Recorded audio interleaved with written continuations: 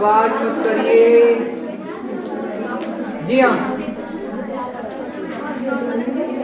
हाँ, सुनो सुनो। हाँ, पहले हम लोग यहाँ बात करें। धीरेन्द्र सर ऑफिशियल में आप सभी का स्वागत है। और आज हम लोग एक प्रैक्टिस सेट लेकर आए हैं, ठीक है। और प्रैक्टिस सेट लाने का मूल मकसद आप सबको पता है कि पूरी हिंदी एक साथ आ जाएगी। इसमें पूरी हिंदी का रिवीजन होगा, एक साथ बहुत सारे डायमेंशन आपके क्लियर हो जाएंगे। हर एक आयाम, आरोप, वितान, अव्यक्ति माध्यम, निबंध, पत्र, व्याख्या, सब कुछ एक वीडियो में आ जाएगा। आपका कंप्लीट रिकैप हो जाएगा। देखिए हम पढ़ तो रोज रहे हैं, लेकिन जब हम प्रैक्टिस सेट लगाते हैं तब हमें पता चलता है हमारी तैयारी कैसी है, ठीक है, हमें कितना आ रहा है, हमें कैसे लिखना है पेपर, ये सब हमें प्रैक्टिस सेट से पता चलता है। और हम इसी प्रकार से आपको प्रैक्टिस सेट लगवा देंगे सारे, ठीक है। तो शुरू करते हैं पहला प्रैक्टिस सेट, ठीक है। और उम्मीद करता हूँ आप सबकी पढ़ाई बहुत अच्छी चल रही होगी और मेरे द्वारा जितनी भी आपको मदद होगी मैं पूरी मदद कर रहा हूँ, ठीक है। और भी वीडियोस बनाऊंगा, तो अब बातें मत करिएगा, है ना। अब सुनते हैं पहला क्वेश्चन। कबीर को हजारी प्रसाद द्विवेदी ने कहा है, सुनिएगा। कबीर दास को हजारी प्रसाद द्विवेदी ने क्या कहा है? भाषा का डिक्टेटर। सुनो, आज बातें कर रहे हैं आप लोग, है ना। सुने तो कबीरदास जी, सबसे पहले हम बात कर रहे हैं कबीरदास जी के बारे में।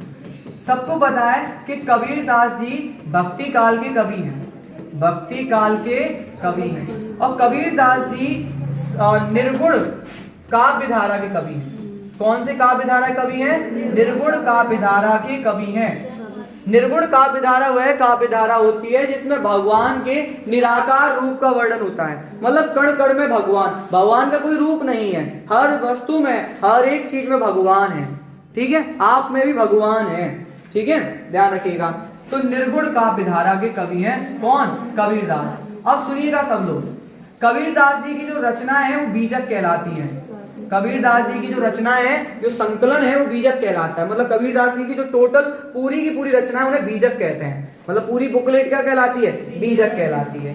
बीजक के अंदर 3 रचना है, साखी, सबद, रमेणी। साखी, सबद और रमेणी, ये किनकी रचना है? कबीरदास जी की रचना है। अब कबीरदास की भाषा पूछी जाए, अगर पूछा जाए कि कबीर जी की भाषा है, अगर आपसे पूछा जाए कि कबीरदास जी की भाषा है, तो कबीरदास जी की भाषा है सदुक्कड़ी। क्या है? सदुक्कड़ी भाषा है। सदुक्कड़ी यानी साधु माने मिश्रित भाषा, ठीक है।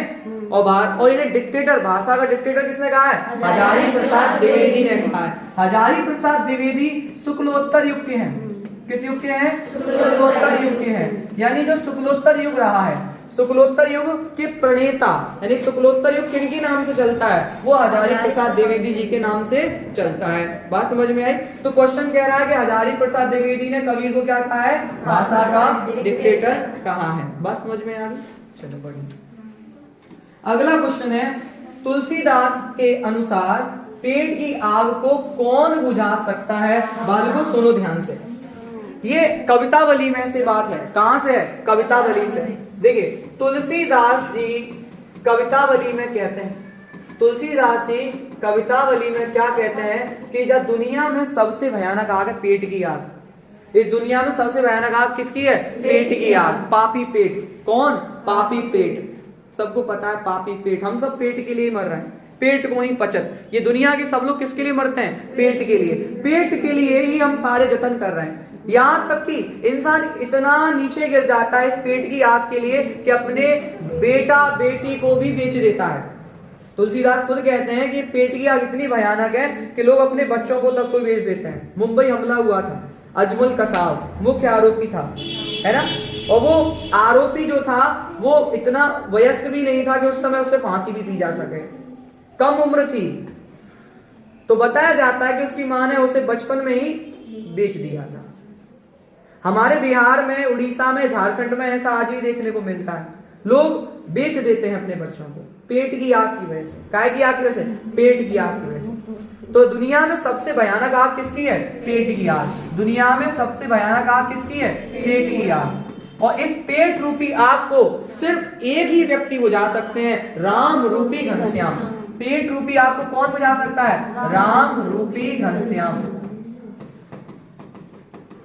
पेट की आग को कौन बुझा सकते हैं? राम रूपी घनश्याम ही बुझा सकते हैं। तो दुनिया की सबसे भयानक आग पेट की आग है, उसे कौन बुझा सकता है? राम जी ही बुझा सकते हैं। अगला क्वेश्चन है संस्कृत साहित्य में कवि कालिदास ने शिरीष के फूल को माना है। भाई सुनिएगा, शिरीष के फूल एक रचना है, ये एक ललित निबंध है। सुनिए मेरी बात ध्यान से, शिरीष के फूल एक ललित निबंध है और इस निबंध को हजारी प्रसाद द्विवेदी ने लिखा है। किसने लिखा है? हजारी प्रसाद द्विवेदी ने लिखा है।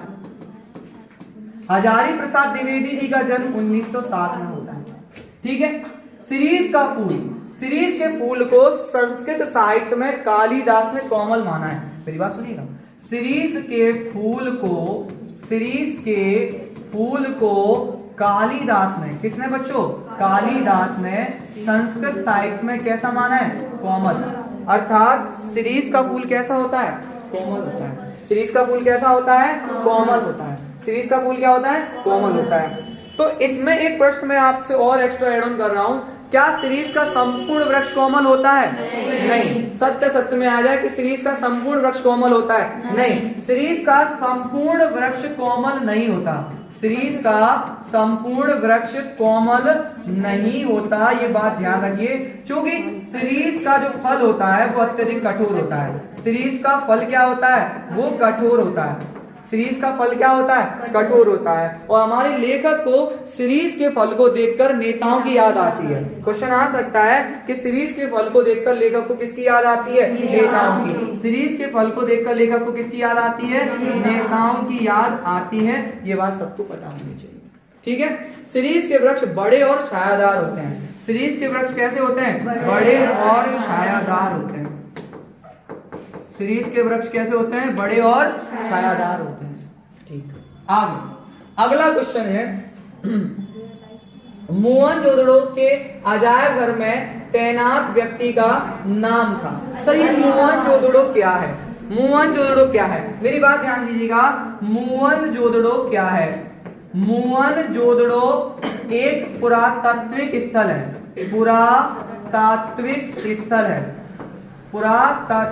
स्थल है। आज से 2500 ईसा पूर्व, कितना पुराना? 2500 ईसा पूर्व पुराना एक स्थल है जो सिंधु घाटी सभ्यता में है। कहाँ है बच्चों? सिंधु घाटी सभ्यता। कहाँ है? सिंधु घाटी सभ्यता। सिंधु घाटी सभ्यता में हमें दो नगर प्राप्त हुए। प्राचीन क्या प्राप्त हुए? दो नगर प्राप्त हुए। एक हड़प्पा था और एक क्या था? मोहनजोदड़ो था। हड़प्पा तो नष्ट हो गया, रेलवे के विकास कार्यों की वजह से हड़प्पा तो नष्ट हो गया, लेकिन मोहनजोदड़ो बचा रह गया। मोहनजोदड़ो को उस समय सभ्यता का क्या कहते होंगे? केंद्र। सभ्यता का क्या कहते होंगे? केंद्र कहते होंगे। जैसे हमारे देश की राजधानी दिल्ली है, ऐसे उन दिनों सिंधु घाटी सभ्यता का केंद्र क्या रहा होगा? मोहनजोदड़ो रहा होगा। बात समझ में आई कि नहीं आई? ठीक है। मोहनजोदड़ो की जो खोज हुई है वो 1922 में राखलदास बनर्जी, कौन करे? राखलदास बनर्जी द्वारा की गई। किसके द्वारा की गई? राखलदास बनर्जी द्वारा की गई। मोहनजोदड़ो को सिंधु घाटी सभ्यता के स्थल में जोड़ा जाता है, क्योंकि मोहनजोदड़ो के 5 किलोमीटर बाद ही क्या बहती दिखाई देती है? सिंधु नदी बहती हुई दिखाई देती है। बात समझ में आ रही कि नहीं आ रही? बहुत बढ़िया। चलिए अगला क्वेश्चन। तो यहाँ पे क्या होगा? हाँ, क्वेश्चन तो हम देख ही नहीं पाए। मोहनजोदड़ो में एक अजायब घर था। अजायब घर का मतलब होता है म्यूजियम। अजायब घर का मतलब क्या होता है? म्यूजियम। वहां पे एक व्यक्ति तैनात था, उसका नाम था अली नवाज। उसका नाम क्या था? अली नवाज। अली नवाज नामक व्यक्ति वहां पर गेट कीपर या जो भी रहा हो तैनात था। ये याद रखते ना, मोहनजोदड़ो के अजायब घर में। यहाँ अजायब घर में गेहूं मिला है। वो गेहूं कैसे रंग का पड़ गया है? काला पड़ गया है। गेहूं कैसा पड़ गया बच्चों? काला पड़ गया है। ये भी प्रश्न बन सकता है। ठीक है, ध्यान रख लेंगे। आगे टीवी पर प्रसारित खबरों में सबसे महत्वपूर्ण है। अब भैया टीवी पे जो खबर आती है, टीवी पे जो खबर आती है, जो तड़क भड़क वाली नायिका आती है, जो खबर पढ़ती है, सबसे पहले हमारे चैनल पर कहती कि नहीं कहती है ना? भले किसी और भी चैनल पे पहले आ रही हो, पर उसके चैनल पे सबसे पहले आता है। सही है ना? आजकल मैं ज्यादातर देखता हूँ लोग टीवी में जो न्यूज चैनल क्यों देखते हैं? वो नाटक को देखते हैं। सही है। नहीं, डीडी नेशनल पे भी तो न्यूज आती है। डीडी नेशनल पे भी तो न्यूज आती है। क्यों? अब डीडी नेशनल वाली न्यूज देखते होंगे हम लोग। डीडी नेशनल में तुमने कभी देखा ही नहीं होगी। डीडी नेशनल पर अगर देखी हो तो बड़े तरीके से एक साथ सभ्य महिला आएगी और बड़े सभ्य तरीके से बैठी होगी। ये बैठेगी नहीं आज तक, ये बैठेगी नहीं, ये लगेगा कि अभी थोड़ी देर में यहाँ से वहां फपिया के निपट जाएगी, है ना। वो शुद्ध बैठी होगी और कितनी भी खबर हो, कैसी भी खबर हो, बड़े शांति से सुनेगी। आज प्रातःकालीन 5 बजे की खबर हम इस वजह बताते हैं कि भारत में एक भीषण 2 रेल के मध्य दुर्घटना हुई जिसमें 500 लोग मृत और 200 घायल पाए गए। इतनी आसानी से बता देंगे हैं। और वो ये क्या हो गया, ये हुआ, अब परेशान हो जाता है। तो वही है, टीवी में विजुअल्स भी इंपॉर्टेंट होते हैं, दृश्य भी इंपॉर्टेंट होते हैं, नेट भी होता है और बाइट भी होती है। बाइट का मतलब कथन होता है, बाइट का मतलब क्या होता है, कथन, यानी उपरोक्त सभी। टीवी में प्रसारित जो खबरें होती है उसमें सभी महत्वपूर्ण होते हैं, ठीक है। अगर सभी नहीं होता तो हम एंकर बाइट पर निशान लगाएंगे, अगर सभी नहीं आता तो किस पर जाएंगे, एंकर बाइट पर जाएंगे, ठीक, ध्यान रखना। अच्छा, टीवी और जो रेडियो होते हैं, टीवी और जो रेडियो होते हैं, ये संचार के एक रेखीय या लीनियर माध्यम होते हैं। संचार के एक रेखीय या लीनियर माध्यम होते हैं। लीनियर माध्यम का मतलब इसमें आप आगे बढ़ सकते हैं, पीछे आने का आपको मौका नहीं है, बैक में नहीं आओगे, खबर पढ़ती जाएगी। लेकिन अखबार में आपको जी वाले खबर पढ़ी, दोबारा मन हुआ नहीं, पिछले छूट गया, फिर पढ़ ले, चले आप पिछले पेज पे आ जाओ। लेकिन टीवी और रेडियो में ऐसा नहीं है, इसलिए एक रेखीय लीनियर होता है। अच्छा, टीवी और रेडियो की जो प्रसार करने या संचार की शैली होती है उसका नाम है उल्टा पिरामिड। क्या नाम है? उल्टा पिरामिड शैली। कौन सी शैली होती है? उल्टा पिरामिड शैली। संचार की सबसे लोकप्रिय शैली कौन सी है? उल्टा पिरामिड शैली होती है। कौन सी शैली होती है? उल्टा पिरामिड शैली। उल्टा पिरामिड शैली में कितने भाग होते हैं? 3 भाग होते हैं। उल्टा पिरामिड शैली में कितने भाग होते हैं? 3। इंट्रो, लीड या मुखड़ा। पहले भाग का नाम क्या होता है? इंट्रो, लीड या मुखड़ा। इंट्रो, लीड या मुखड़ा। और दूसरे का बॉडी और तीसरे का समापन। ठीक है, क्लियर हो गई बात? ये उल्टा पिरामिड शैली हो गई। चलिए अगला क्वेश्चन। ककार सिर्फ बॉडी में होते हैं ना, बीच। हाँ, करोड़ रस का स्थायी भाव। करोड़ रस का स्थायी भाव क्या है बच्चों? शोक। करोड़ का स्थायी भाव क्या है? शोक। करोड़ में दुख होता है, शोक होगा। करोड़ का स्थायी भाव क्या होता है? शोक। अब करुण रस का हम लोग एक उदाहरण बोलते हैं, मुझे बोल दीजिए है ना, मैं बोल लूं, आपको तो याद है ना, मुझे भी याद हो जाए। फनसा वह पटक रही थी अपना शीश, अंधी आज मुझे बनाकर कैसा न्याय किया तुमने जगदीश। ये करुण रस है। कौन सा रस है? करुण रस है, ठीक है। अब तो ये बात तो मैं कल भी बोला था आप लोगों को, पर कल की घटना तो आपको पता ही चल रही होगी। हाँ, तो शोक हो गया। आगे नेक्स्ट। अच्छा, जुगुप्सा किसका होता है? बीभत्स रस का। बीभत्स का स्थायी भाव क्या होता है? जुगुप्सा। बीभत्स का जुगुप्सा या घृणा। जुगुप्सा या घृणा। बीभत्स रस का क्या होता है? जुगुप्सा या घृणा होता है।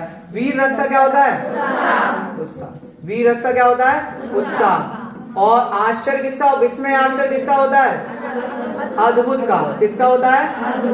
अद्भुत रस का होता है विस्मय या आश्चर्य। विस्मय या आश्चर्य। कबीरा की उल्टी वाणी बरसे कंबल भीगे पानी। कबीरा की उल्टी वाणी बरसे कंबल भीगे पानी। ये सरल है ना, बहुत बढ़िया।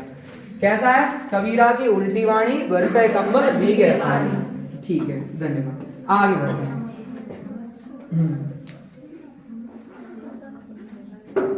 देखो, राम की शक्ति पूजा अत्यंत चर्चित कविता है। अब देखो, ये क्वेश्चन अगर उसमें ऑप्शन बना के दे दिया ना, और तुलसीदास दे दिया ऑप्शन में, सब तुलसीदास ठोक के आएंगे। राम जी, तुलसीदास, कोई छोड़ेगा नहीं, पर गलत हो जाएगा। क्या हो जाएगा? गलत हो जाएगा, क्योंकि राम की शक्ति पूजा किनकी रचना है? निराला की। किनकी रचना है? निराला की। सूर्यकांत त्रिपाठी निराला। सूर्यकांत त्रिपाठी निराला जी की रचना है। समझ में आया? सूर्यकांत त्रिपाठी निराला जी ने राम की शक्ति पूजा लिखी है, इसमें कठिन छंदों का प्रयोग किया है, ठीक है। और सुनिएगा, सूर्यकांत त्रिपाठी निराला जी छायावाद के हैं। किस युग के हैं? छायावादी कवि हैं। और किसके जनक है? मुक्तक के जनक है। किसके जनक है? मुक्तक के जनक है। मुक्तक के जनक है, छायावाद के कवि हैं कौन? सूर्यकांत त्रिपाठी निराला। सूर्यकांत त्रिपाठी निराला जी की एक रचना और है, सरोज स्मृति। क्या है? सरोज स्मृति। सरोज स्मृति। सूर्यकांत त्रिपाठी जी की निराला की रचना एक और है, अनामिका। कौन है? कौन सी? अनामिका। हमारे बीच में एक अनामिका मौजूद भी है। अनामिका। ठीक है, आगे। और सूरदास जी को, निराला जी की एक रचना और याद रखिएगा, ये जो इन्होंने परिमल, गीतिका, एक और बता रहा हूं जो इम्पोर्टेंट हो सकती है। 2 मिनट दीजिएगा, मैं दोबारा। कुकुरमुत्ता, रुक जाओ। कुकुरमुत्ता क्या एक व्यंग रचना है? कुकुरमुत्ता एक क्या है? व्यंग रचना है, ये याद रखना है। कुकुरमुत्ता इनकी क्या है? व्यंग रचना। सूर्यकांत त्रिपाठी निराला ने तुलसीदास की लिखी है। सूर्यकांत त्रिपाठी निराला ने एक रचना लिखी है जिसका नाम तुलसीदास है। अब क्वेश्चन आया पेपर में, तुलसीदास किन की रचना है? अगर तुलसीदास की है, निपट जाएगी कथा। तुलसीदास जी अपने बारे में नहीं लिखे थे, अपनी प्रेमिका के, मतलब अपनी नायिका के बारे में लिखे थे, पत्नी रत्नावली। तभी तो रचनाओं का नाम है कवितावली, दोहावली, गीतावली। सही है ना? सही। देखो तुलसीदास जी की पत्नी ने उन्हें लताड़ दिया कि आई हेट यू। सही है। और तुलसीदास जी का उस दिन दिल टूट गया। उन्होंने कहा यार ऐसा कैसे? और सबको पता है कि हमारे इंडिया में दिल टूटे फिर तो सबको पता है कि यूपीएससी निकलती है, फिर तो हर घर में एक कलेक्टर होगा। ऐसा नहीं होगा। लेकिन तुलसीदास जी का तो हृदय टूट गया। तुलसीदास जी जब वहां से निकले होंगे तो ठुकरा के मेरा प्यार इंतकाम देगी। फिर क्या, तुलसीदास ने लिख शुरू कर दी कि कवितावली, दोहावली, गीतावली, कृष्ण गीतावली। लिखा कि नहीं? सबके पीछे वली। सोचो पड़ गया मैं, यार ऐसा क्यों? क्योंकि पत्नी का नाम क्या था? रत्नावली। अब रत्नावली को लोग चढ़ाते भी होंगे, देखो तुम्हारे पति ने कितनी शानदार लिखी। तो भैया पतिदेव तो अब तो राम जी कृपा हुई। तो तुलसीदास किनकी रचना है? सूर्यकांत त्रिपाठी निराला की। किनकी है? सूर्यकांत त्रिपाठी निराला जी की। तो निराला जी के बारे में इतना क्लियर हो चुका होगा, बढ़िया। महादेवी वर्मा ने देश पत्रिका का निःशुल्क संपादन किया। चांद पत्रिका थी, उसका संपादन किया किसने? महादेवी वर्मा। सुनो, आज तुम लोग बातें क्या कर रहे हो?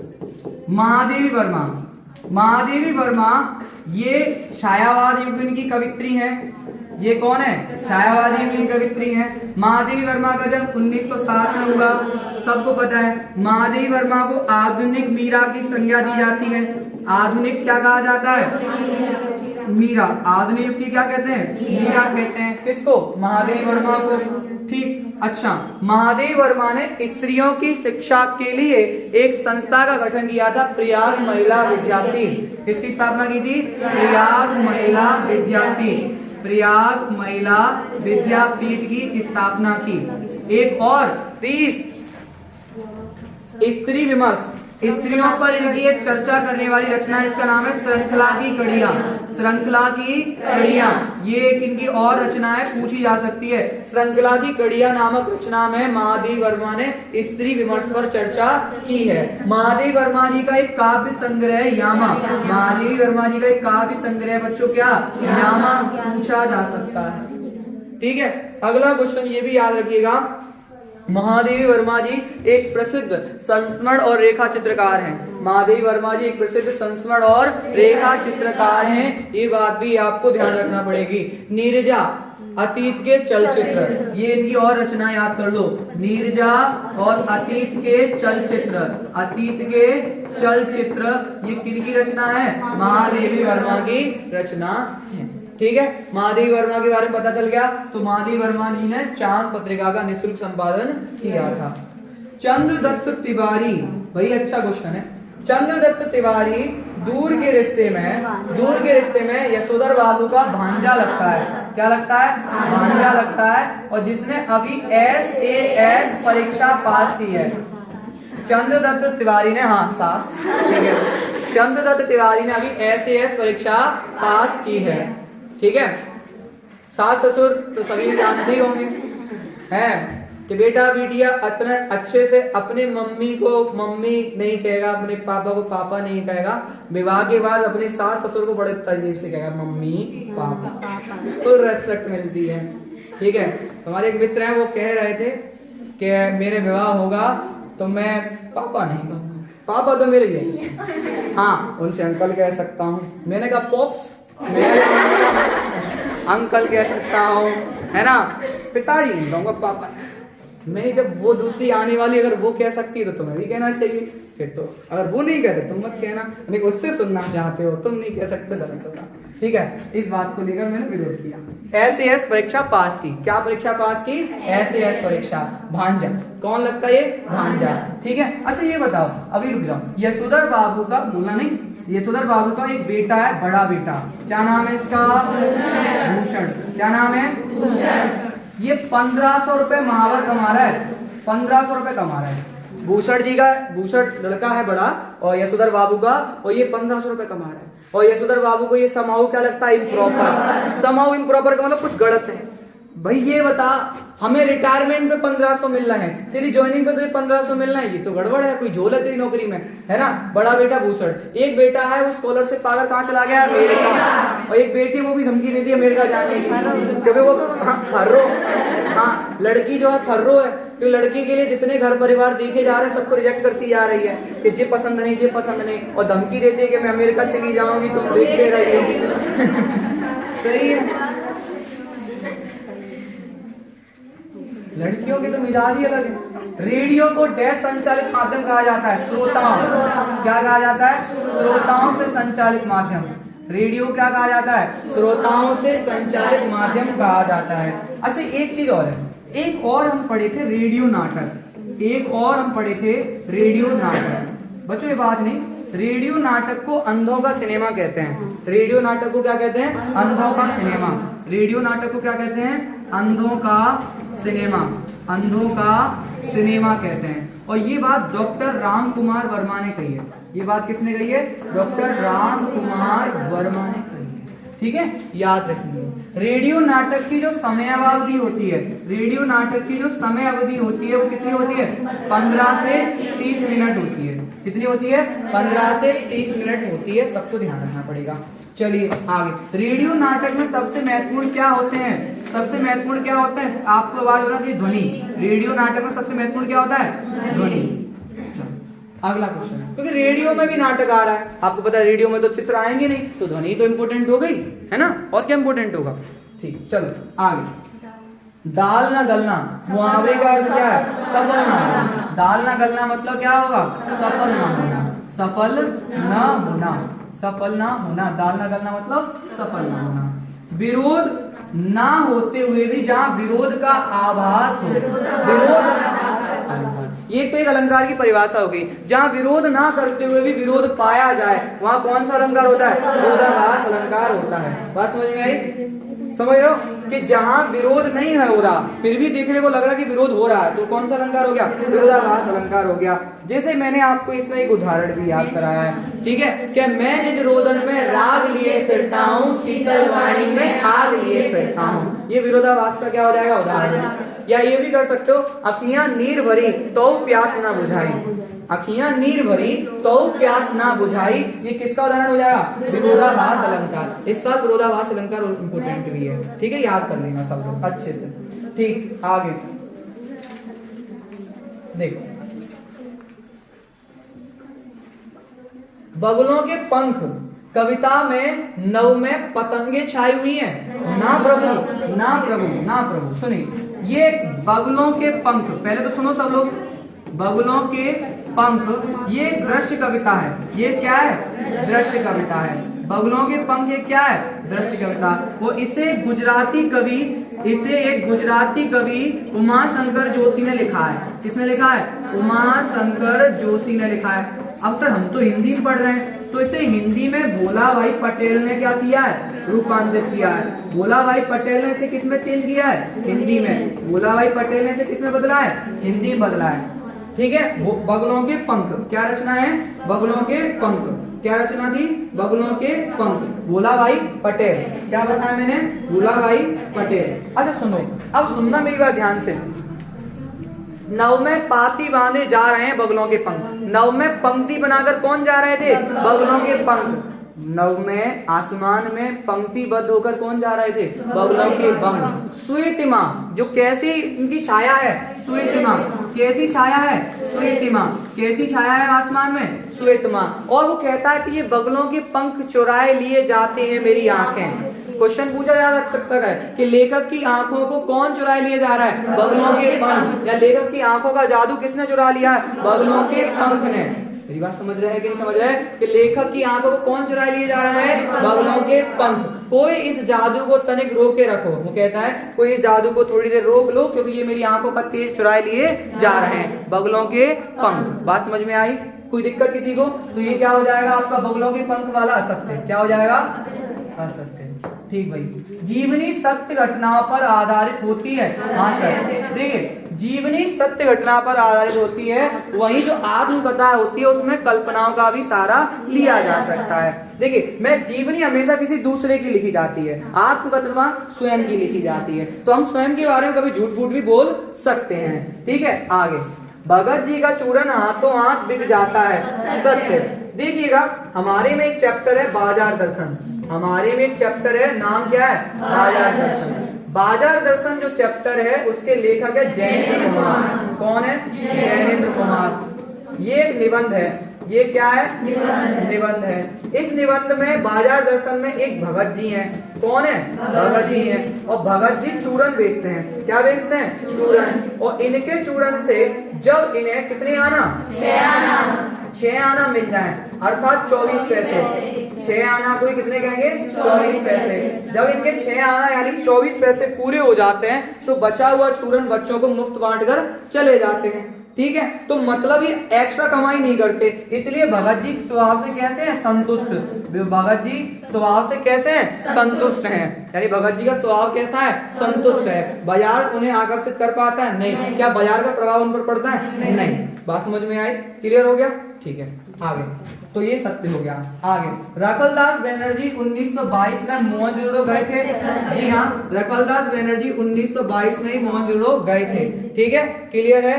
कान बैठ के गए थे? मार्शल में बैठ के गए थे। कान बैठ के गए थे? मार्शल। तो ASI के पहले जनरल कौन थे? John Marshall. कौन थे? John Marshall.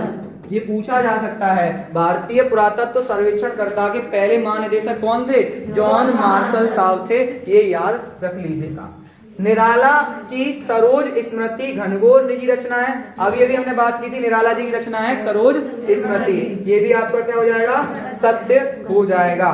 श्याम नारायण पांडे द्वारा रचित हल्दी घाटी का युद्ध एक सुप्रसिद्ध महाकाव्य है? नहीं, ये एक खंड काव्य है। ये क्या है? खंड काव्य है। तो ये क्या हो जाएगा? असत्य हो जाएगा। ठीक है बच्चों, चलो बढ़िया। अब हम जोड़ी मिला रहे हैं। ठीक है, चलिए तो जोड़ी मिलाते हैं। पहली रुबाइयां, सबको पता है रुबाई एक छंद है। रुबाई एक क्या है? छंद है। रुबाई एक उर्दू फारसी का छंद है। इस साल अच्छा क्वेश्चन बन सकता है। रुबाई एक उर्दू फारसी का छंद है। रुबाई एक उर्दू फारसी का छंद है। मैं छोटी दीदी को देख रहा हूँ, कहाँ तो वो नहीं है आज, नहीं शायर है। हाँ, रुबाई एक उर्दू फारसी का क्या है? छंद है। रुबाई एक उर्दू फारसी का छंद है जिसमें 4 पंक्तियां होती हैं। कितनी पंक्तियां होती हैं? 4 पंक्तियां होती हैं। उर्दू फारसी का एक छंद है जिसमें कितनी पंक्तियां होती हैं? 4 पंक्तियां होती हैं, जिसमें पहली, दूसरी और चौथी, पहली, दूसरी और चौथी पंक्ति में तुक होती है। पहली, दूसरी, चौथी पंक्ति में क्या होगी? तुक। मतलब first line, second line, fourth line. जहां फर्स्ट लाइन खत्म हो रही होगी वहीं सेकंड होगी, वहीं फोर्थ होगी। जैसे फर्स्ट लाइन बड़ी ई पे खत्म हुई तो सेकंड भी बड़ी ई पे खत्म होगी, फोर्थ भी बड़ी ई पे खत्म होगी, लेकिन थर्ड नहीं होगी। तीसरी क्या होगी? स्वच्छंद। तीसरी पंक्ति क्या होती है? स्वच्छंद होती है। रुबाई किसने लिखी है? फिराक गोरखपुरी ने। किसने लिखी है? फिराक गोरखपुरी ने। पहला फिराक गोरखपुरी। फिराक गोरखपुरी जी का पूरा नाम है रघुपति साहेब फिराक। रघुपति साहेब फिराक। समता, समता एक सिद्धांत है। समता एक क्या है? सिद्धांत है, नियामक सिद्धांत है। देखो सुनो, डॉक्टर भीमराव अंबेडकर कहते हैं कि मेरे सपनों का भारत या मेरा आदर्श समाज, मेरे आदर्श समाज में 3 चीजें होंगी। डॉक्टर भीमराव अंबेडकर ने क्या कहा कि मेरे आदर्श समाज में कितनी चीजें होंगी? 3 चीजें होंगी। कौन कौन सी? स्वतंत्रता, समता, भ्रातृता। स्वतंत्रता, समता और भ्रातृता। भ्रातृता मतलब भाईचारा। अंबेडकर कह रहे हैं कि मेरे समाज में 3 चीजें होंगी, स्वतंत्रता होगी, समानता होगी, भ्रातृता होगी। पर आप एक बात बताइए, क्या किसी भी समाज में सबको समान किया जा सकता है? सबको समान, सबको समान, सबको एक जैसा किया जा सकता है? सबको एक जैसा होशियार बनाया जा सकता है? सबको एक जैसा सुंदर बनाया जा सकता है? नहीं, फिर तो सभी जो कहेंगे हमको तो भैया बना दो, क्या ही बनाओगे तुम है? तुम कोई कहेगा हमको टॉम क्रूज बना दो, कोई कहेगा हमको आलिया भट्ट बना दो। सही है? क्या सबको एक जैसा किया जा सकता है? क्या सबको समान रूप से अंबानी बनाया जा सकता है? हैं? क्यों? क्या बिल गेट्स बना सकते सबको? नहीं, समता तो नहीं ला सकते आप। हाँ, समान करने के लिए कुछ उपाय कर सकते हैं, समान करने के लिए कुछ उपाय कर सकते हैं। ठीक है, तो स्वतंत्रता और समता और भ्रातृता किसी भी आदर्श समाज में होनी चाहिए। लेकिन समता काल्पनिक जगत की वस्तु है। समता कैसे जगत की वस्तु है? काल्पनिक जगत की वस्तु है। अब काल्पनिक जगत का मतलब समझते हो कि मतलब ये कल्पना नहीं हो सकता है। फिर समता को काल्पनिक रूप से ही ला सकते हो, बिहेवियर वाइज आप समता नहीं ला सकते। समझ रहे हो मेरी बात? क्लियर हो गया? तो समता एक क्या है? सिर्फ सिद्धांत। क्या होगा? सिद्धांत। सिल्वर वेडिंग, यशोधर बाबू। सिल्वर वेडिंग का क्या होगा? यशोधर बाबू। बच्चों सबको पता है सिल्वर वेडिंग एक क्या है? कहानी है। कहानीकार कौन है बताएगा? मनोहर श्याम जोशी। मनोहर श्याम जोशी, इन्होंने इस कहानी को लिखा है। सिल्वर वेडिंग कौन सी वर्षगांठ होगी बताओ? 25वीं वर्षगांठ होगी, 25th एनिवर्सरी। 25th एनिवर्सरी है ना। यशोधर बाबू की 25th एनिवर्सरी कब पड़ेगी? 6 फरवरी 1947। मतलब आपके पेपर वाले दिन ही यशोधर बाबू की क्या है? एनिवर्सरी। तो वर्षगांठ है, उस दिन लड्डू वड्डू खा के जाइए। आगे कविता का पहला उपकरण क्या है? शब्द। कविता का पहला उपकरण क्या है? शब्द है।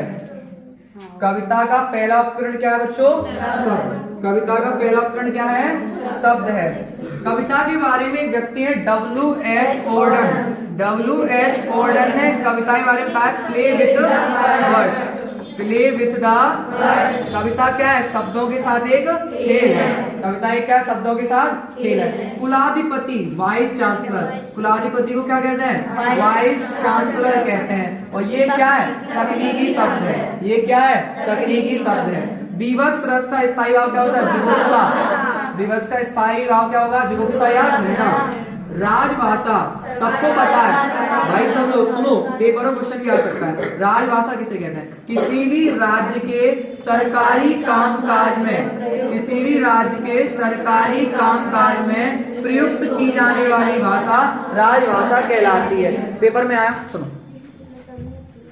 राजभाषा किसे कहते हैं? तो क्या लिखोगे?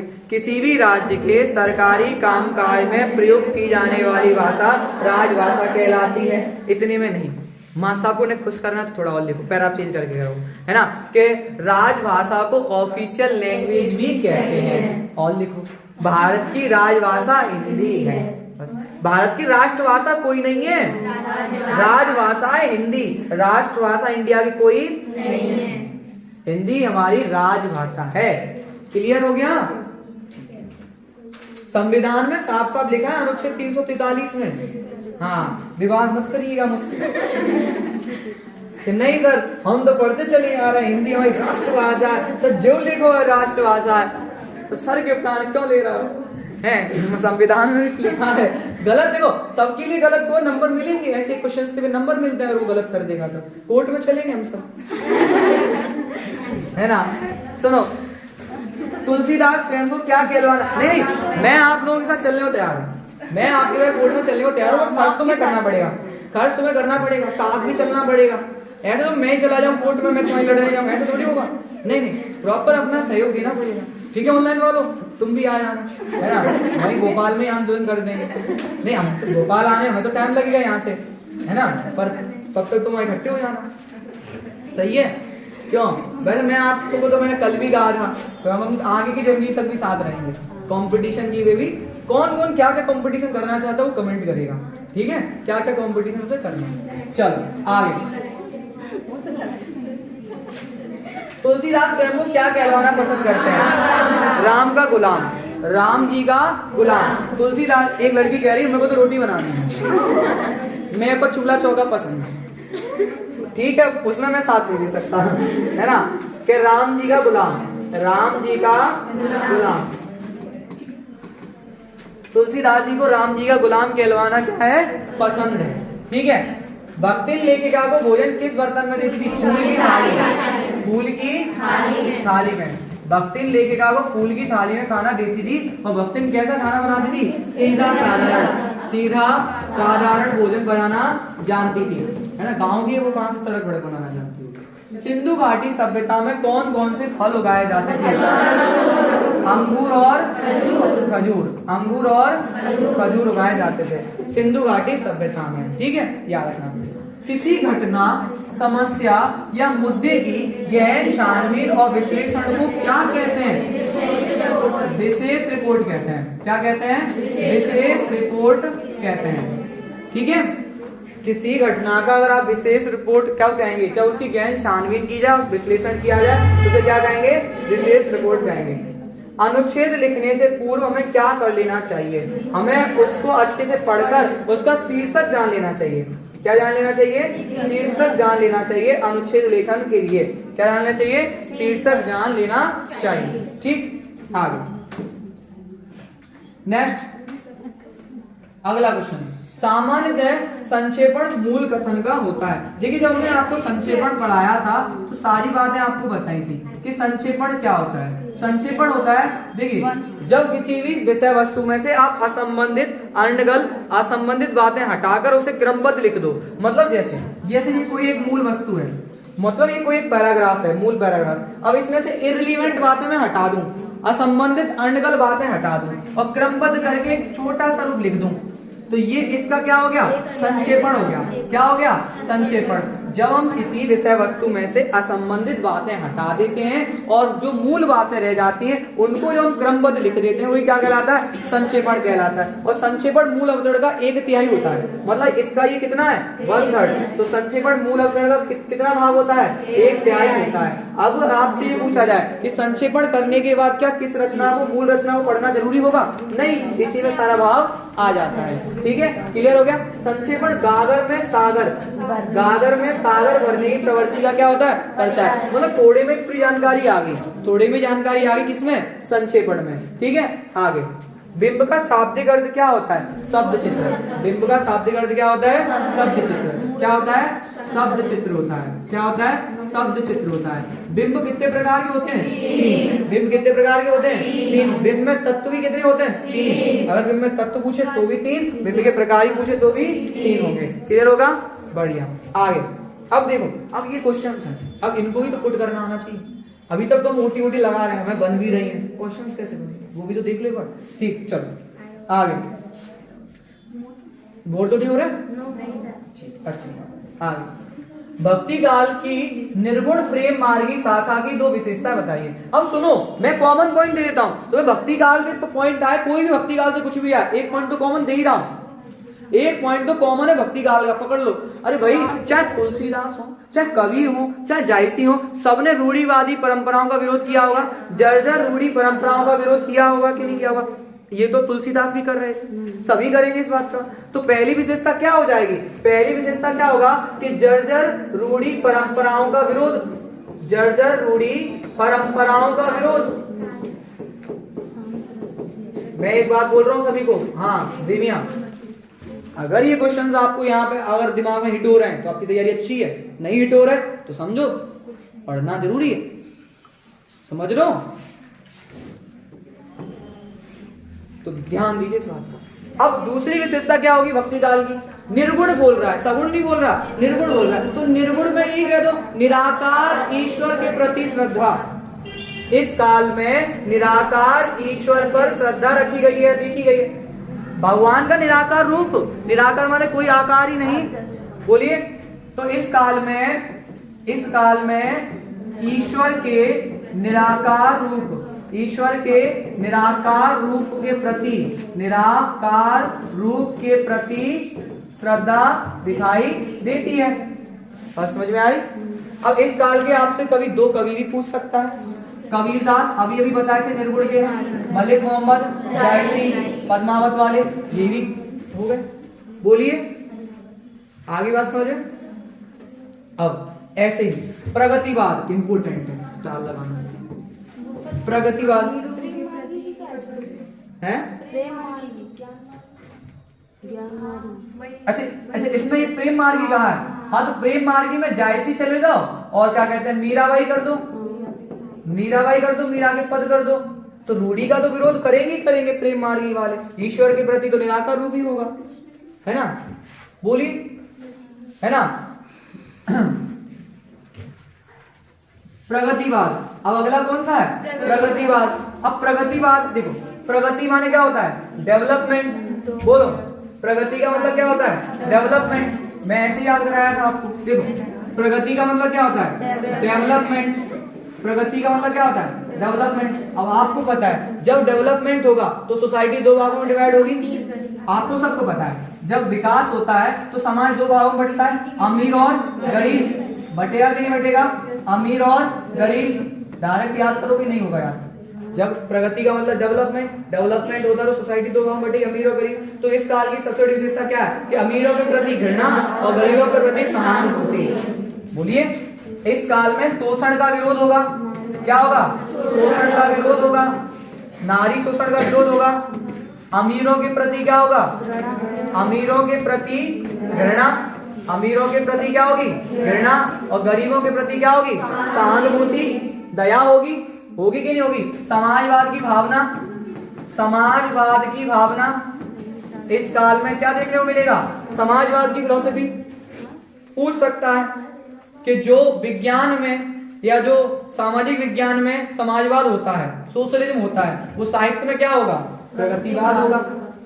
बोलिए, क्लियर हो रहा है भाई। ठीक, क्लियर, ये बात सबको समझ में आ गई। ठीक है, आगे। शीतल वाणी में आग के होने का क्या अभिप्राय है। देखो भाई, ये हरिवंश राय बच्चन जी हैं। जब हरिवंश राय बच्चन जी अपने गीत गाते हैं, अपनी बात कहते हैं, तो जब वो बोलते हैं तो वो तो सुनने में बहुत मधुर लगता है, शीतल प्रतीत होता है। लेकिन उनके जो भाव हैं उसके अंदर क्या छिपा है, कोई दिक्कत नहीं। उसके अंदर क्या छिपा होती है, आग। क्या छिपी होती है, आग छिपी होती है। कोई दिक्कत नहीं है, साइलेंट कर दे वो। हाँ, तो क्या कह रहे हैं, सुनने में तो शीतल प्रतीत होता है लेकिन उनके अंदर क्या छिपी हुई है, आग छिपी हुई है। इसी का मतलब शीतल वाणी में आग। बात समझ में आ गई, कोई दिक्कत। 2 पॉइंट पढ़ लो कीवर्ड। सुनने में तो मधुर शीतल लगता है लेकिन वास्तविक रूप से गहराई में उसमें क्या छिपी होती है, आग। विरोध, क्या छिपा है, विरोध। अंदर में क्या देखने को मिलता है, विरोध देखने को मिलता है। समझ आ रही, बड़ी। अस्थिर सुख पर दुख की छाया। पंक्ति में दुख की छाया किसे कहा गया है, दुख की छाया मतलब आने वाले जीवन में आने वाले दुखों को कहा गया है। दुख की छाया क्या है, जीवन में आने वाले कष्ट, जीवन में आने वाले कष्ट या संकट, जीवन में आने वाले कष्ट या संकट। ये कैसे याद बताओगे आप। देखो, जो भी जिस चैप्टर के बारे में जितना पता हो वैसे हिसाब से बताओ, एग्जैक्ट बताने की आवश्यकता नहीं है। 2 नंबर में आ रहा है, समझ रहे हो मेरी बात। एक ही आएगा तो टेंशन क्यों लेना इतने सारे क्वेश्चन आंसर याद करने के लिए।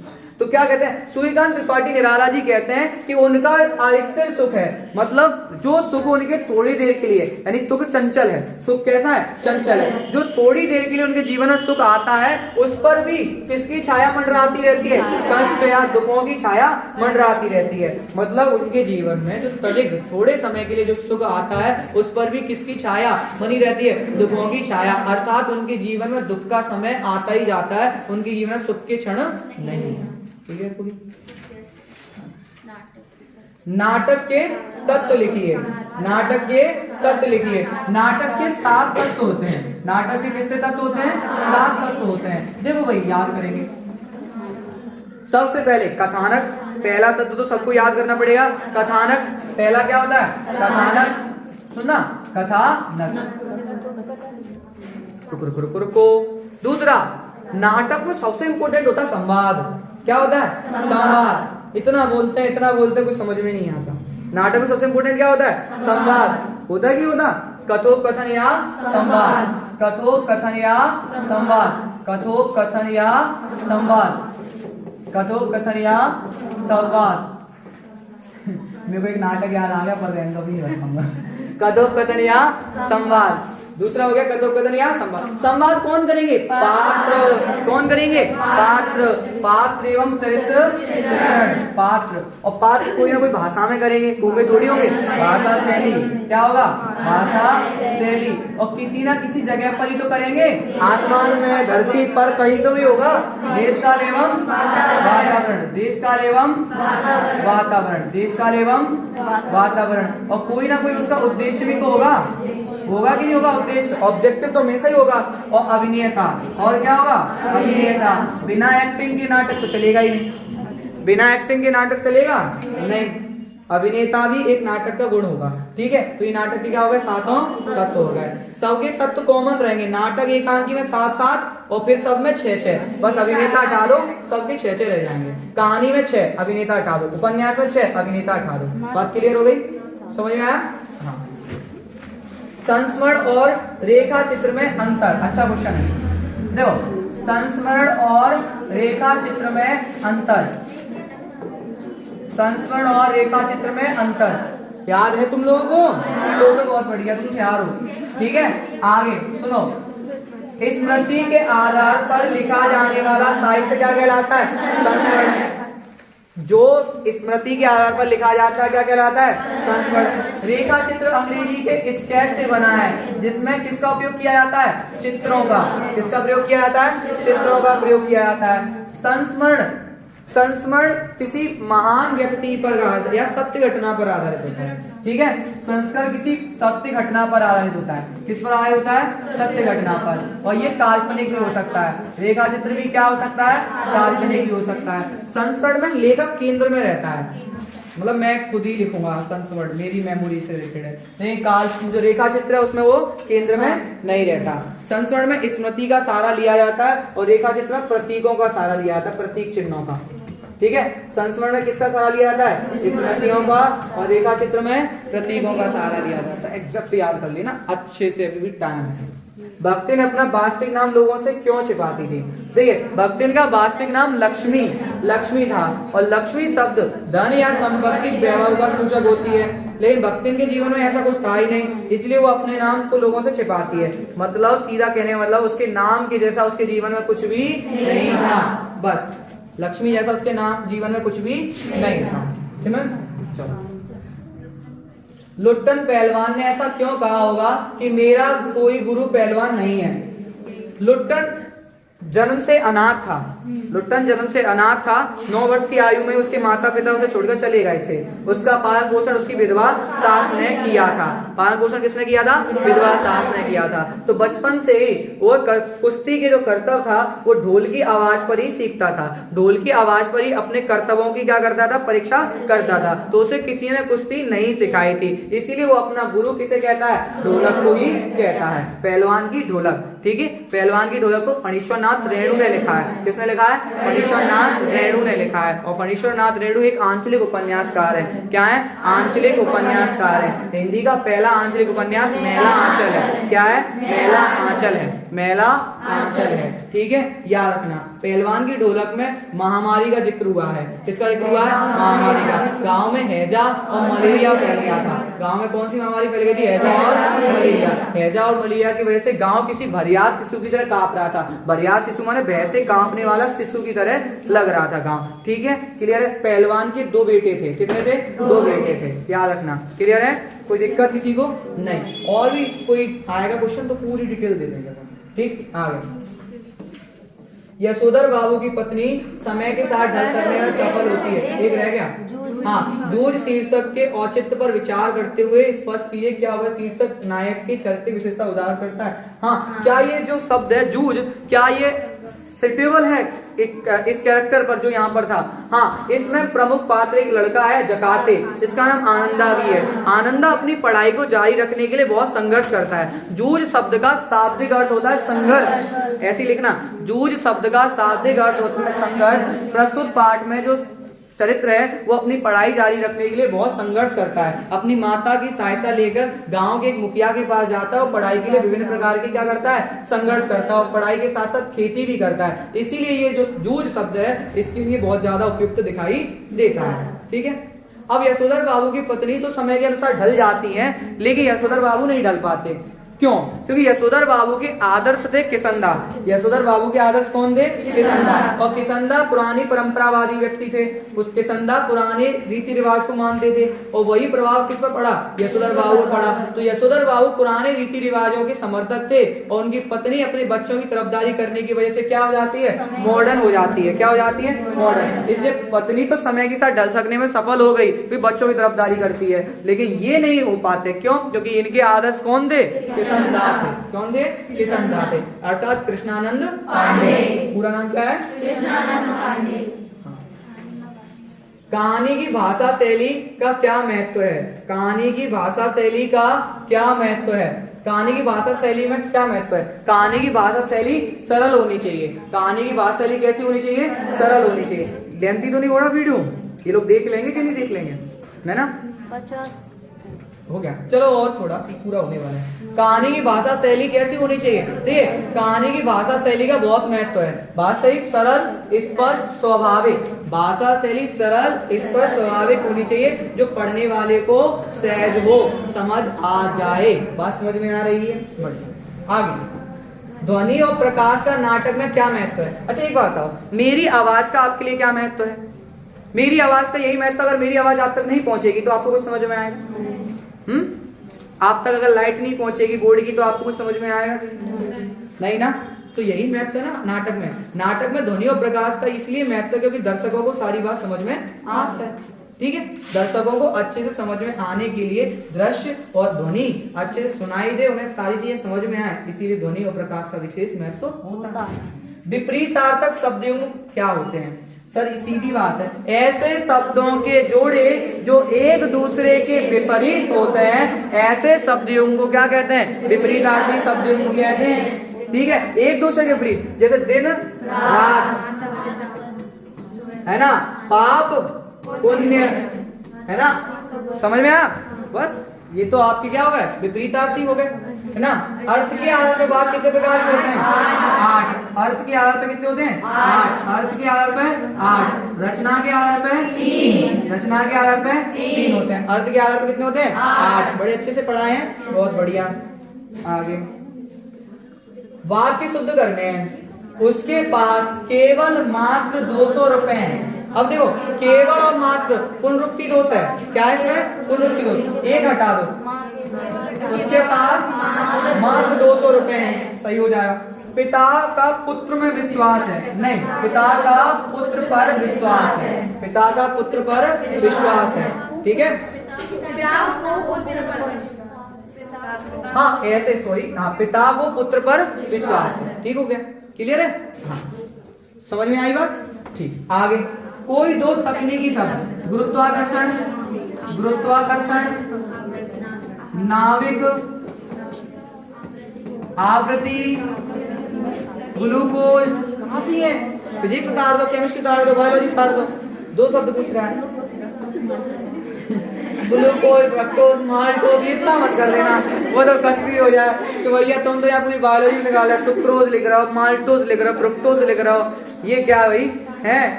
ऐसे लगे थोड़े कॉमन से जो सभी बोल देते हैं, है ना। आगे, लक्षणा शब्द शक्ति परिभाषा आ सकती है। शब्द शक्ति और शब्द गुण दोनों टॉपिक कवर करके जाना, शब्द गुण तो ज्यादा अच्छे से कवर करके जाना। लक्षण शब्द शक्ति, जब मुख्य शब्द से अर्थ ना निकल रहा हो, जब मुख्य शब्द से अर्थ में बाधा उत्पन्न हो और जब किसी व्यंग की मदद से या किसी लक्षण की मदद से अर्थ निकाला जाए, व्यंग या लक्षण की मदद से अर्थ निकाला जाए, तो ऐसी शब्द शक्ति क्या कहलाएगी? पक्का? जैसे मैंने कहा राम जी को क्या लिख रहा हूं, हाँ, राकेश शब्द लिख रहे, राकेश शेर है, राकेश शेर है। और राकेश तो एक व्यक्ति होगा, क्या वो शेर हो गया? नहीं, उसके अंदर लक्षण है शेर जैसा। क्या है? लक्षण है शेर। ओके, काव्य में ओज गुण किसे कहते हैं? किसी काव्य को पढ़कर, सुनकर, देखकर उत्साह, उमंग या जोश, उत्साह, उमंग या जोश, उत्साह, उमंग या जोश उत्पन्न हो, वहां कौन सा गुण होगा? ओज गुण। ओज गुण में टा वर्ग होता है, कौन सा? टा वर्ग। टा वर्ग में टा टमाटर वाली लाइन, कौन सी लाइन होगी? टा टमाटर वाली लाइन। तो टा वर्ग की अधिकता किसमें होगी? ओज गुण में कैसे वर्ण यूज किए जाते हैं? कठोर, कठिन वर्ण यूज किए जाते हैं, है ना। आया ना? हाँ, ये क्वेश्चन बढ़िया आया, जहां तुम सब देखो उलझोगे अभी। हाँ, डॉक्टर नगेंद्र ने बिंब को किन शब्दों में परिभाषित किया है? अच्छा, बिंब की परिभाषा डॉक्टर नगेंद्र के अनुसार बताओ। लिखाई है नोट्स में, सब लिखाई है? हाँ सही है, बहुत बढ़िया जी, दीदी को याद है। हाँ, कल्पना द्वारा निर्मित, भाई कर लो नेक है, भूल गए। कल्पना द्वारा निर्मित एक ऐसी मानस छवि है जिसका संबंध या जिसका मूल संबंध प्रेरणा से होता है। 3 टर्म ही तो इम्पोर्टेंट है इसमें, एक कल्पना, एक मानस छवि और इसका प्रेरणा। ठीक है, कल्पना से तो बनते ही है बिंब, बिंब में इमेजिनेशन तो होती ही होती है, बिंब में कल्पना तो चाहिए ही चाहिए। कल्पना किसकी कर रहे हो? मनुष्य की, मानस छवि की। कल्पना किसकी कर रहे हो? मानस छवि की। तुम सब अपनी अपनी कल्पना करते हो, कल मैं ऐसा हो जाऊं या ऐसी होंगी, है मानस छवि, है ना? और जिसका सीधा संबंध प्रेरणा से होगा, मोटिवेशन से। किससे संबंध होगा? प्रेरणा से होगा। ऐसा मोटिवेशन आया कि मैं तुम्हें अभी ऐसा एकदम कह दूं, तुम सोच रहे हो कि अब हम जिप बनेंगे, आगे। स्थायी भाव और संचारी भाव में अंतर सुनो। वे भाव जो प्रारंभ से लेकर अंत तक बने रहते हैं स्थायी भाव कहलाते हैं। वे भाव जो थोड़े समय में प्रकट होते हैं, पानी के बुलबुले की तरह होते हैं, क्या कहलाते हैं? संचारी भाव। स्थायी भाव की संख्या 10, संचारी भाव की संख्या 33 होती है। बहुत बढ़िया, बहुत बढ़िया। आगे, फिराक गोरखपुरी और हरिवंश राय बच्चन जी की अब हमें क्या बताना है? कवि परिचय। देखो, कवि परिचय और लेखक परिचय अपन सीधे सीधे कैसे बताए थे, बढ़िया शानदार तरीका है उनके पास। कवि परिचय लेखक परिचय का एकदम सारे कवि परिचय लेखक परिचय धुआं धुआं, है ना? आगे देखो, है ना, इधर दीजिएगा ध्यान, बोर हो रहे होंगे ये लोग, अगर सब टाइम बहुत हो रहा है ना? कोई नहीं, देखते रहो, पेपर है अभी तक, है ना? कवि परिचय, है ना? मेरे सही में यूट्यूब वाले स्टूडेंट बहुत अच्छे हैं, तुमसे तो बहुत अच्छे हैं लगातार शेयर कर रहे हैं पर कम कर रहे हैं। आगे, कवि परिचय, है ना? कवि परिचय, नहीं तुम भी बहुत अच्छे हो, है ना, बुरा मत मानो। कवि परिचय, ठीक है। आगे, कवि परिचय में 2-3 चीज पूछता है। एक रचना है, और रचनाएं भी 2, कितनी? 2। फिर भाव पक्ष, फिर कला पक्ष और साहित्य में स्थान। कला पक्ष और साहित्य में स्थान। नेक ध्यान देना, नेक, ज्यादा नहीं।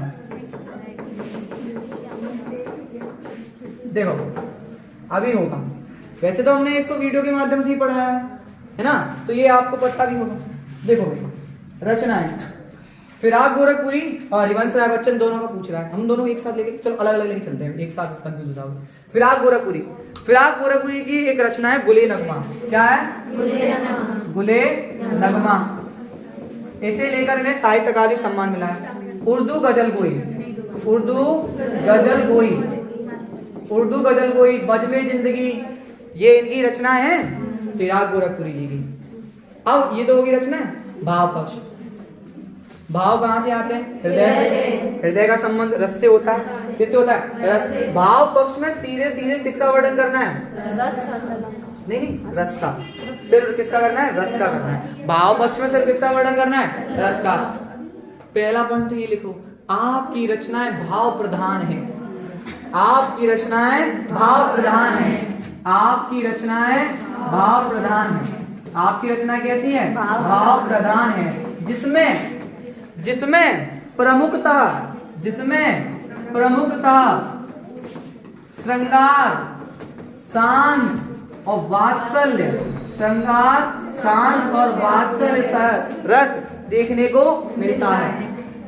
एक ही तो आ रहा है, 10 थोड़ी आ रहे हैं, तो एक लिख दो। श्रृंगार, शांत और वात्सल्य रस प्रमुखता देखने को मिलते हैं।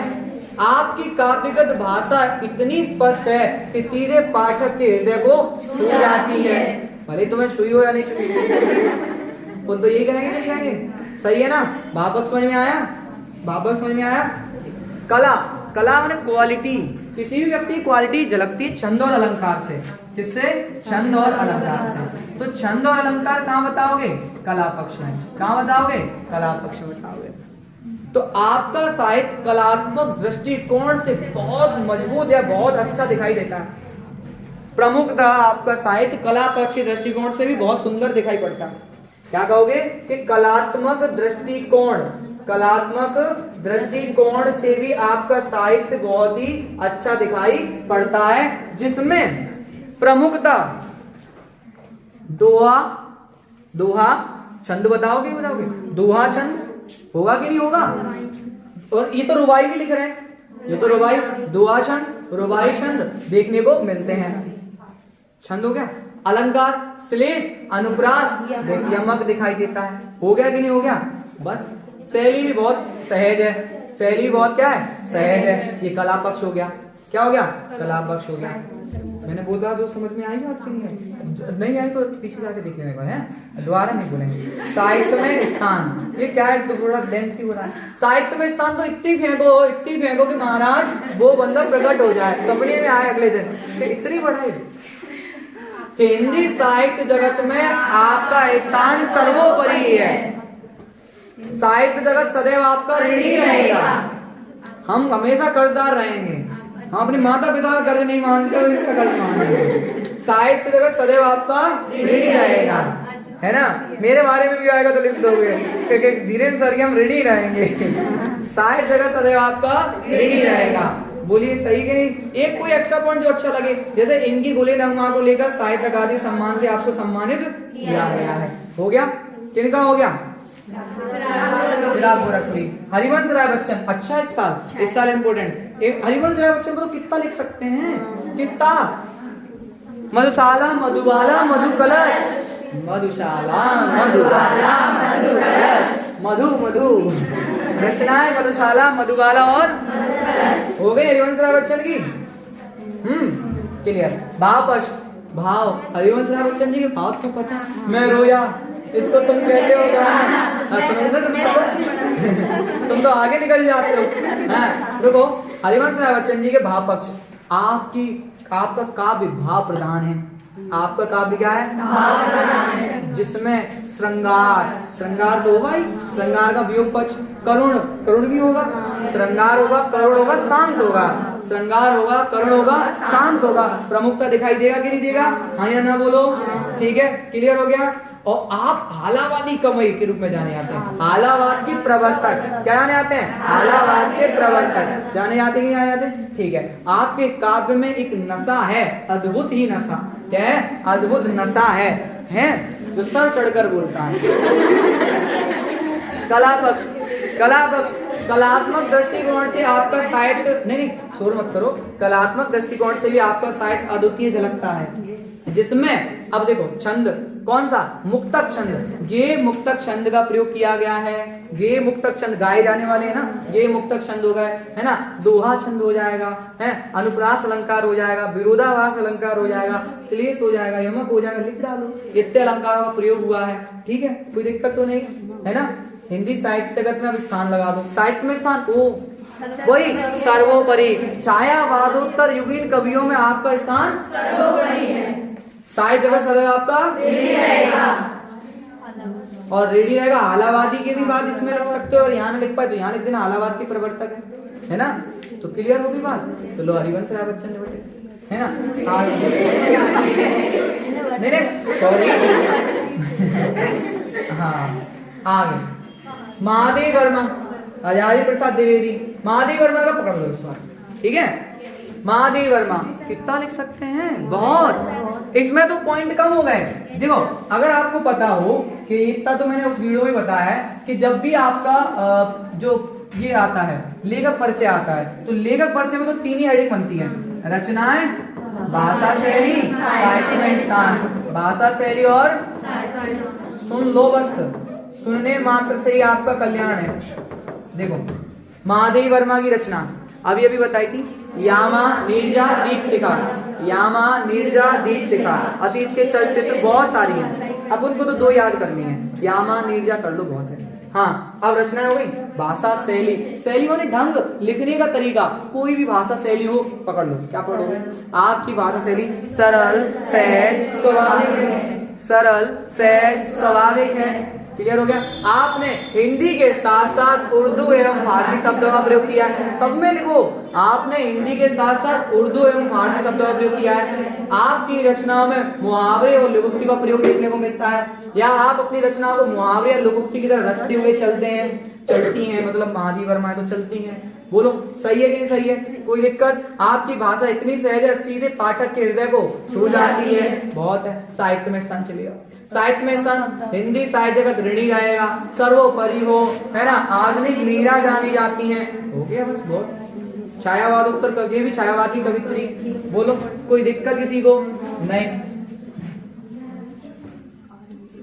अब आगे बढ़ते हैं। नेक्स्ट, ये तो एक प्रदर्शनी के लिए विज्ञापन बनाना है। विज्ञापन ज्यादा मुझे नहीं लगता आएगा कभी। हाँ, ये है संवाद आता है। क्या आता है? संवाद। दो या दो लोगों के मध्य की बातचीत को क्या कहते हैं? संवाद। अब भैया और बहन में एक संवाद हो रहा है इंटरनेट के उपयोग को लेकर, ठीक है। अब ये संवाद हमेशा ऐसे चलेंगे, भाई बहन, भाई बहन, मतलब ऐसे लिख के बताना, भाई बहन भाई बहन भाई बहन लिखा है, लिखना है उसमें आगे भी। भाई भाई कहेगा कुछ, बहन कुछ कहेगी। अगर भाई पॉजिटिव कह रहा है तो बहन नेगेटिव कहेगी, या बहन पॉजिटिव कह रही तो भाई नेगेटिव है। भाई पॉजिटिव कह रहा है, भाई कह रहा है कि इंटरनेट आज के समय बहुत उपयोगी साधन है, पल भर में इसमें तुरंत किसी की भी सही जानकारी ली जा सकती है। बहना कहेगी मेरे को चलाने मिलता नहीं है, तो मैं तो नेगेटिव बोलूंगी है। नहीं, बहन कह गई नहीं, इंटरनेट भी एक खतरनाक एक साधन हो सकता है, लेकिन इसका प्रयोग हमें सोच समझ के करना चाहिए, रील्स देखने में नहीं करना है। क्यों? सही है ना, समय बर्बाद हो रहा। मेरे को नहीं लगता। मैं सच बता रहा हूँ, रात को 2 बजे की रील्स देख रहा हूँ। आज रात को मैं 2 बजे जगा पढ़ने के वास्ते। नहीं मतलब है 1 बजे तो सोया हूँ, फिर दोबारा जग गया 2 बजे। 1 बजे तुम लोगों को मैसेज किया था मैंने ग्रुप में, हाँ, तो 1 बजे सोया, फिर मेरा नहीं नींद आई तो मैंने चलो फिर पढ़ लेता हूँ, तो फिर मैंने रील्स चलाई, फिर नींद आ गई। हाँ, तो यही है। हाँ, चलो आगे बढ़ते हैं। अपठित पद्यांश, ये तो अपठित है। देखो इसमें सबसे इंपोर्टेंट पता क्या होता है? आपको शीर्षक पता लगाना पड़ता है। क्या पता लगाना पड़ता है? शीर्षक। ठीक है, देखो बेटा, ये तो पढ़कर ही आंसर आएगा, ये आपकी मेंटेलिटी पर निर्भर होता है। इसकी कोई ट्रिक व्रिक कुछ नहीं होती है। मैं आपको बर्बाद कर दूं ट्रिक बता के तो मुझे ही लगता है ये सही होगा, ये तो पढ़ना पड़ेगा। नहीं सही है, क्यों हंस क्यों रहा हो? बर्बाद शब्द सुन के? नहीं, तुम बर्बाद नहीं हो, तुम तो आबाद हो, है ना। आगे तो ये तो भाई पढ़कर ही आएंगे। प्रैक्टिस करो, अपठित की तो प्रैक्टिस करो, अपठित की क्या करो? प्रैक्टिस करो, ठीक, जितनी हो। कोई दिक्कत है तो मुझे बता देना भाई। ये तो अपन ने लास्ट वीडियो में पढ़ी थी, प्रात नवता नीला संग के जैसा भोर का नवरात के लिखा हुआ चौका भी गीला पड़ा हुआ है। बहुत है। आगे रक्षाबंधन, रस की पुतली अर्थात कौन? बहन। रस की पुतली वाला यहाँ कौन है? रक्षाबंधन को बहनों के ही तुम्हें पता है सेगमेंट चलता है, कमाई होती है, तो रक्षाबंधन वाले दिन बहन छाई रहती है। और किसके धागे चमक रहा है? बिजली की तरह राखी के धागे चमक रहे हैं। ये आपका क्या है? गद्यांश है भाई, ये गद्यांश है। ये देखा है ना, इसमें से बनता है संकेत, संदर्भ, प्रसंग। एक वीडियो और इस पर बना देंगे अलग से। वैसे ये मुझे लगता है बहुत सरल है, इसी को लिख दो ब्रॉड करके, व्याख्या में इसी को ब्रॉड करके लिख दो। और क्या करना होता है? एक बार देख लेना तरीका, नहीं लगे तो मुझे बता। अपन को ऑफलाइन वालों को तो पता है, ऑनलाइन वालों को दिक्कत है तो कमेंट कर देना। हाँ, पत्र वाला, निबंध वाला तो अपन बता ही चुके हैं। निबंध में हमेशा याद रखो, रूपरेखा अच्छी तैयार कर लो। पहली प्रस्तावना, लास्ट उपसंहार, और बीच में प्रकार हो सकते हैं, रूप भेद हो सकते हैं, सकारात्मक प्रभाव, दुष्परिणाम हो सकते हैं, ये बस बना दो। रूपरेखा तैयार कर लो कम से कम 5 जय निबंधों की, ठीक है। मैंने बताया उसके 2-3 अतिरिक्त और मैं एक और अच्छी बात बता रहा हूँ, सुनो, वीडियो मत बंद करना, सुनो ध्यान से। एक और अच्छी बात कि आपके पेपर से पहले 10th का पेपर है कि नहीं है? तो 10th के पेपर में से क्या क्या देखना है? पत्र देखना है, निबंध देखना है, अनुच्छेद देखना है, या संवाद देख लेना है, ठीक है। समझ में आ रही बात? 10th के पेपर से इतनी बात समझ में आई। सेट 1 लगा दिया बढ़िया से, और अगर अपन आगे भी सेट लगवाएंगे, ठीक है। और डिमांड क्या आती है कमेंट्स में देखते हैं, तो उस हिसाब से अपनी क्लास करेंगे कंटिन्यू, ठीक है। मिलते हैं अगले वीडियो में, तब तक के लिए धन्यवाद। लाइक शेयर करते रहो, हैं। हाँ तुम लोग को आना है? नहीं आना, मना कर दिया। हाँ,